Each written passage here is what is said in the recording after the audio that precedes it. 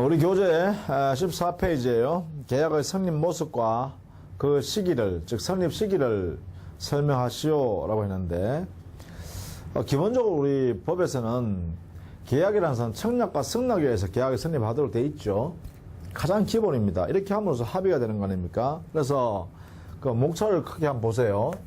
첫 번째, 서서를 이렇게 성립했고, 두 번째는 성립하는 모습으로서 청약과 승낙에 의한 계약 성립, 이걸 설명했고, 그 다음에 세 번째는요,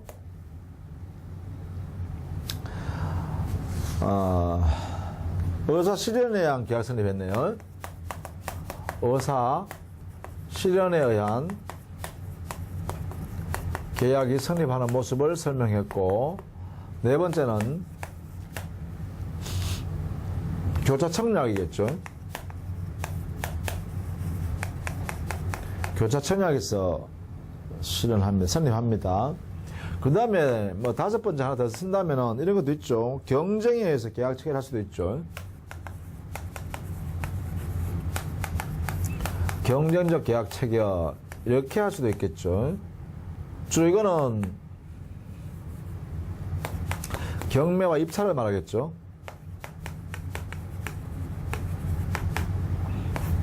그죠? 크게 나누면 이렇게 돼 있다는 것이죠. 근데 우리 민법상으로 보면 기본적으로 서술에서는요, 우리 민법상 이렇게 설명한 거죠. 민법상 계약 성립의 모습은 여기에 있는 1번, 2번, 3번, 4번 요 세 가지죠. 요 세 가지가 이제 민법상의 세 가지 모습이다. 이렇게 설명하고요. 저 여기 더 쓴다면은 이런 겁니다. 계약의 성립이라는 것은 합의를 의미한다. 합의라는 게 뭐예요? 청약의 의사표시와 승낙의 의사표시가 완전히 일치되는 것을 말한다. 그래서 이에 의해서 계약이 성립하는 것이다. 이렇게 설명하는 것이죠. 기본적으로. 그래서 이거는 가장 기본적인 모습이다. 라는 것입니다. 물론 여기에 있는 우리 민법상의 의사 실현에 대한 계약 성립이나 교차 청약이라는 것도 역시 청약과 승낙의 변형에 불과하죠. 청약한 사람이 상대방에게 승낙하게 되면 그 상대방이 할 수 있는 행위를 할 수 있도록 그 물건을 건넨다든가 이런 행위를 하죠. 그러면 의사 실현이 이것도 뭐예요? 승낙의 의사를 실현하는 사실이잖아요. 그죠? 그러니까 승낙의 의사를 실현하는 사실에 의해서 계약이 성립하니까 승낙의 의사표시에 가름해서 승낙의 의사표시를 한 후에 할 수 있는 행위를 직접 해버리는 거죠. 승낙 대신에. 그래서 사실은 이 실현하는 사실, 이 실현 사실이 바로 승낙에 가름하는 것이죠. 그런 면에서 보면 이것도 역시 승낙이죠. 승낙.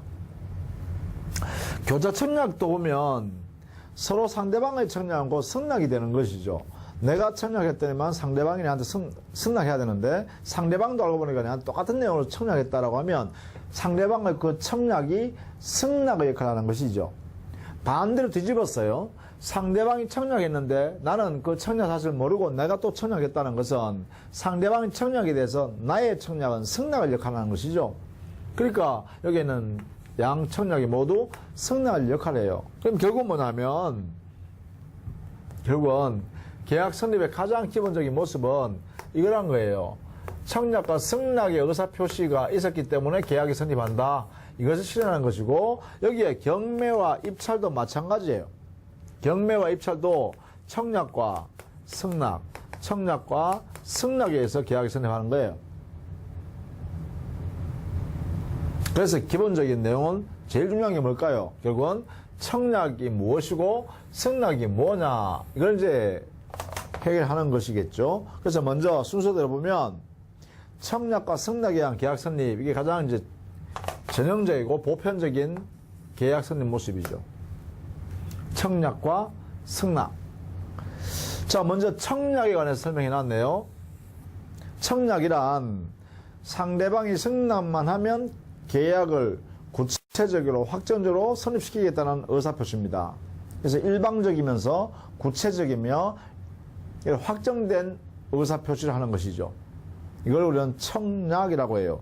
따라서 청약은요, 상대방 승낙만 있으면 계약이 성립시키겠다는 의사표시입니다. 그래서 이건 의사표시죠.